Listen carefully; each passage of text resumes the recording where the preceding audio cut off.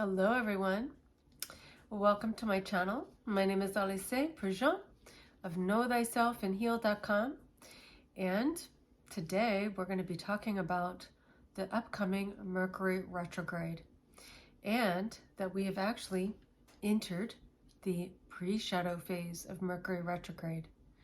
So Mercury is in Capricorn, and yesterday, which was December 13th of 2022, Mercury entered its pre-shadow phase at about 8 degrees of Capricorn.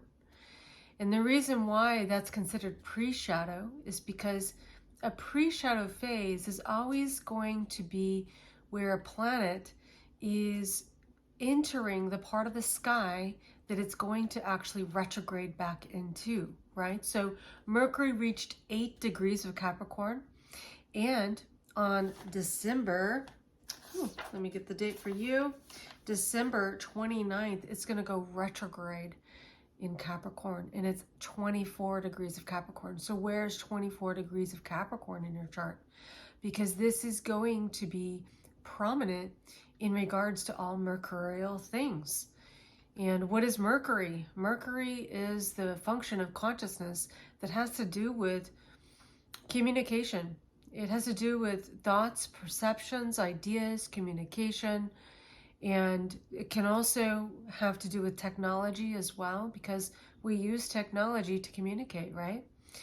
It has to do with contracts as well, so agreements. And so we're going to be really looking at all of those subjects in our lives, what we're thinking, what we're communicating, what we're not communicating, what we're agreeing upon, what we're not agreeing upon.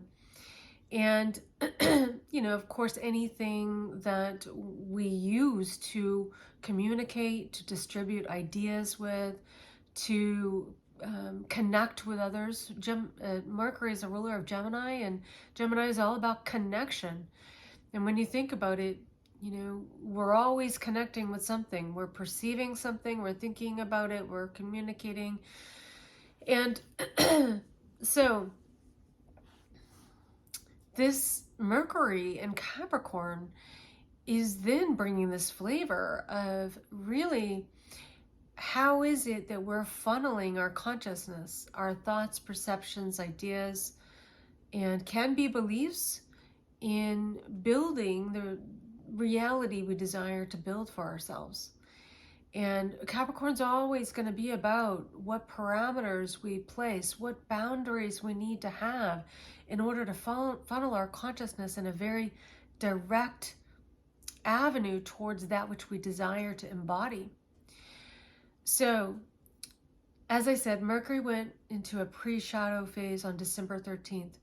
And this means that because it's traversing the degrees that it will actually retrograde in, that things can be lining up in our environment, in our world, that is assisting us to really see where it is that we can reassess or revisit, or all of those RE words that often get associated with retrogrades, where it is that we can really be taking a look at maybe some of the details we weren't paying attention to before.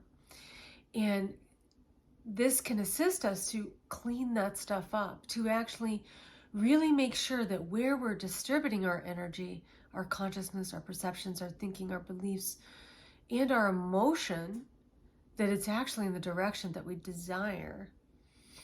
So, as I said, Mercury will officially go retrograde on December 29th. And at 24 degrees of Capricorn, and then it retrogrades all the way back to 8 degrees of Capricorn. So you can see what house it's in your chart and notice this aspect of your life and where Mercury is assisting you to really look at your thoughts, perceptions, beliefs, ideas, communications, lack of communications, however it may be showing up for you. In assessing, is that really allowing the energy to flow in the way that you desire. So on January 19th, Mercury goes direct. And as I said, at 8 degrees. And then it's going to be in its post shadow as it's making its way from 8 degrees to 24 degrees of Capricorn. And then it comes out of post shadow on February 8th. So this is a 2-month cycle of really looking at what's happening with our own mercurial function in our lives, and also how that relates to those that we connect to. So interestingly, as Mercury entered its pre-shadow phase on December 13th, it squared Chiron in Aries, and it started forming a sextile with the south node of the moon in Scorpio, while also then Mercury being in a quincunx to Mars retrograde in Gemini, which is a Mercury ruled sign, right? And Mars retrograde in Gemini is quincunx, the south node of the moon in Scorpio. So this forms what's called a yod, or some people call it a yod. And I typically refer to it as a yod. And it's also referred to as the finger of God. And so it's this very interesting configuration between planetary bodies in the sky when you have a finger of God, because what it is it's really pointing this finger towards a specific energy that needs adjustment. Quincunxes are always going to be implying an area of adjustment. And so this is really interesting because this can really assist us to feel that pressure that inspires us to make the adjustments necessary with our thoughts, perceptions, ideas, communications, technologies, and use of technologies, Mercury and Capricorn. And our instinctual nature, Mars, retrograde, Gemini, our instinct to perceive, think, communicate, and how that relates to also the south node of the moon, these unconscious automatic pilot, which can be habit, but remember, habits are, once we're aware of the habit, it's then just a choice, right? So then we're just making choices over and over again, which started with a choice, right? So habits are formed from the choices we make, and then it becomes automatic pilot. And then once we're aware of that automatic pilot, we realize, oh, that's not actually current for what I'm doing now. Then we can actually begin to dismantle those automatic pilots that are in the unconscious. Scorpio, south node of the moon, Scorpio, the unconscious, right? So especially with Mars retrograde, this is an awesome opportunity to be looking at our instincts and how our instincts are really informed by the unconscious, what we've set in motion by our choices in the past, and how we can really be assessing, is this thing that is instinctual now, is this really working with the now? And if it's not, now I see that, and now I can make a different choice. I can actually perceive something differently. I can think a new thought. I can believe a new belief. I can start to really direct my actions in new ways to get new results. So I wanted to utilize this as an opportunity to talk to you about some of the benefits of working with Mercury retrogrades, as well as some of the benefits in working with the south node of the moon right now in Scorpio, and also with this quincunx that's going on, or I should say quincunxes, and Mercury forming that sextile to the south node of the moon. So we can really utilize these configurations to rewire the synapses of the brain. Now, the synapses of the brain are formed when we perceive things over and over and over again. We believe things over and over and over again. We take action on things in the same way over and over and over again. And that becomes then automatic pilot. We don't have to think about it. It's already configured in the brain to do it. These are the synapses of the brain. They form through doing something over and over and over again. Well, that can work for us in specific situations, like, let's just say driving home from the store, so that we don't have to think about every turn that we need to take when we go and drive from the store to our home. We can actually, once we do it enough times, it's automatic pilot. We don't have to think about it.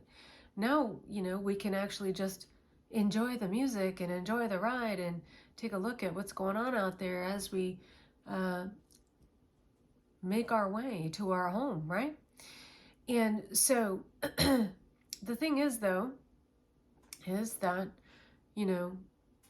as I said, there are going to be things that we want to make adjustments to, that we actually might want to direct our energy in different ways to be able to perceive new things, to be able to expand our world and our vision, right? So whenever we're encountering Mercury retrograde in the pre-shadow, now at the pre-shadow, you can be looking at what's going on in my life. Where am I noticing my instinctual nature to perceive things or communicate things that are out of alignment with what I desire? Now, what's fascinating is, as Mercury has really been approaching this sextile to the South Node, quincunx to Mars retrograde, squaring Aries, Chiron, right? We can really be looking at what's showing up so that we can see, okay, I'm not in alignment with what I desire to be communicating, for example, or what values I desire to embody, what kind of thoughts I would have if I was this kind of person, right? So we can be looking at that, but as this is happening, Venus has entered Capricorn also. This means that Venus is going to take the position after Mercury and actually then be in the position Mercury's in right now. And it's going to be forming the sextile to the South Node as the ruler of the North Node, by the way, and also quincunx, Mars retrograde in Gemini, while Mars retrograde in Gemini is quincunx, the South Node of the Moon. So this can be, okay, in order to embody Venus, because Venus is the ruler of Taurus, it is about embodiment. And it is about embodiment of that which we desire to attract. So this means that we have to actually embody the quality of a person that would have the things that we desire to have, right? And so Mercury, ahead of this transit of Venus moving into that position, can give us the experiences, the communications, the thoughts, and also perceptions of where it is we may be falling out of alignment with that which we desire to embody, and also that which we desire to attract in our lives. So this is very, very potent. And the more that we're looking for those things, the more potent this transit can be. And the more we can utilize this Mercury retrograde to rewire the synapses of the unconscious mind and the brain, right? Okay, so how do we do that? Well, one of the ways that I wanted to share with you that I do it is that I know by research that it takes doing something 8 times to put it into long-term memory. It takes doing something 28 times to change the automatic pilot, the automatic default of the unconscious mind. So, as Mercury's in pre-shadow, as Mercury is retrograde, as Mercury is in post-shadow, you can be utilizing this time to be noticing, where did I say something that's out of alignment with that which I desire to be in the world?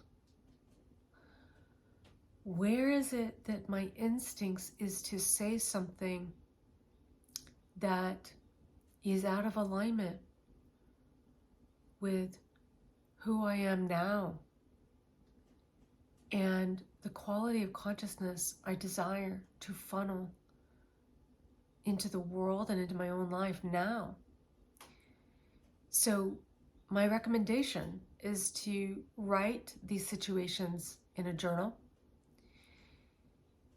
and honor when it is that you've noticed that you've fallen out of alignment. You can edit it. You can make a correction. You can say, oh, I see, I responded in this way. This is coming from an automatic pilot. It's an automatic default. That's okay.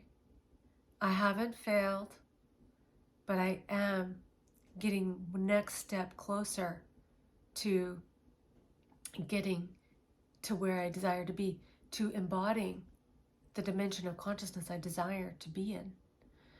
So it isn't really about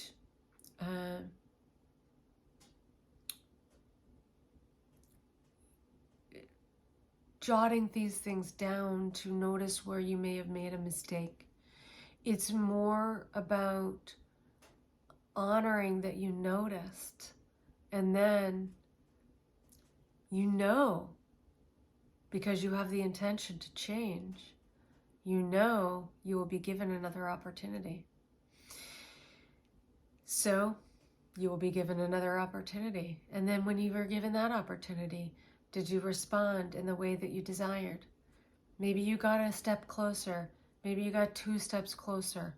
It's all about honoring the progress you're making towards embodying what you desire and the quality of consciousness that supports that. So this is the thing, is that in order for us to create the lives that we desire, we have to support that quality of consciousness. So this means that we have to funnel our focus into that quality of consciousness, so that that quality of consciousness is what creates the framework of our lives.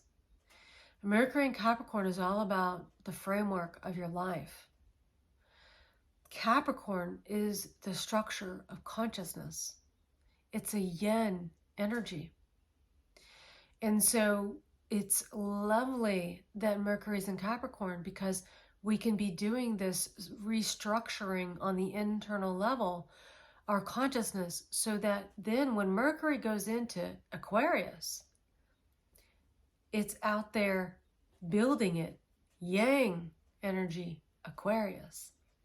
So as Mercury is in Capricorn, we're getting the opportunity to really assess, what's our structure of consciousness?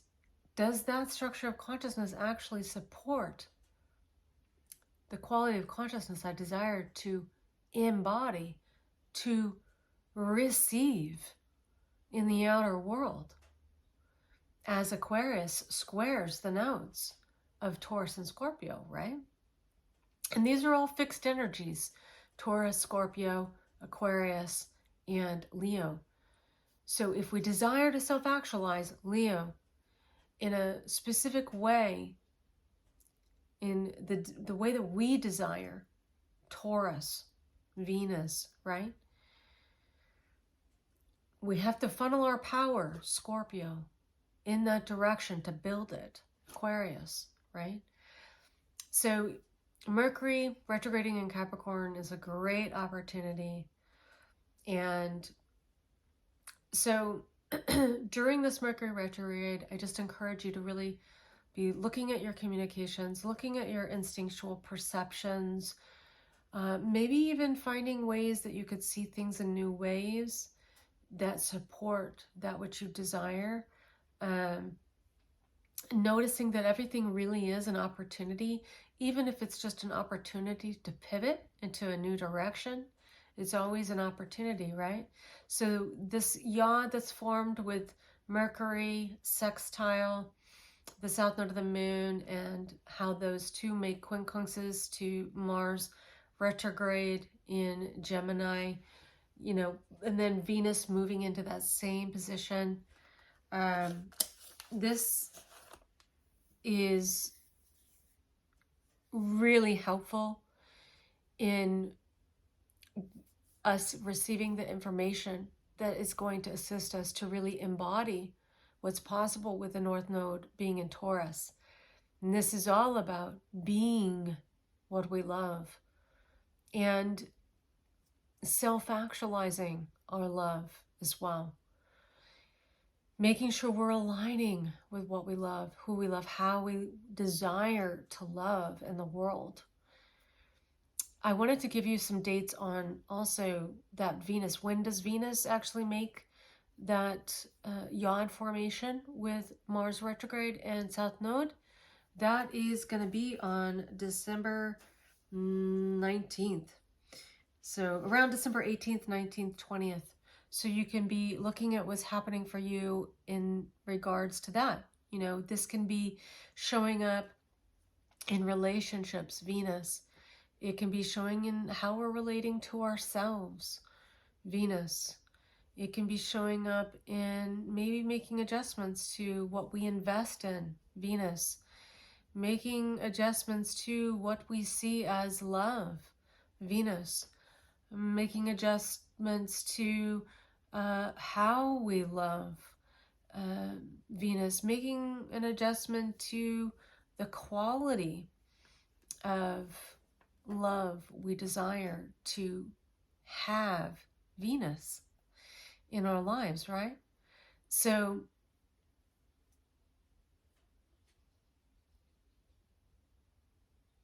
I definitely encourage this Mercury retrograde to really, because Mercury retrograde is always this cue to our consciousness to move consciousness inward, to actually relax a little bit and actually allow information to settle in. I definitely encourage, especially with Venus right behind Mercury, to really allow your body to relax, allow your mind to relax. Give yourself the opportunity to really sit with information, sit with your own instinctual perceptions or the way you're looking at things. See if there's other ways you can be looking at it. Be open to new forms of communication. Be open to really receiving new ways to look at things and perceive things and communicate things. Notice what ideas come to mind. This can be really potent as far as ideas that come to mind in creating that which you love in your life. So I hope you find this helpful. I hope that these tips are helpful to you in regards to working with changing the synapses of the brain. Mercury retrograde can definitely be a great time to make changes in regards to habits, addictions, things that we've done over and over again that we'd like to change because it's not serving us anymore. So as long as you're making an effort to make that change and being really honest with yourself and honest with others, then you can really begin to dismantle any instincts that are no longer serving you. And by working with the Mercury retrograde and changing those synapses, changing your instinctual nature in regards to situations, relationships, things in your life that you would like to make big changes with. So if you find this helpful, let me know. I'd love to hear from you. And if you have any insights, comments, you want to share anything, I love reading the comments. So please do leave your thoughts, comments. And if you find this helpful, I would love it if you share the video. And I will see you on the next video. Happy Mercury retrograde. May it be very productive for you.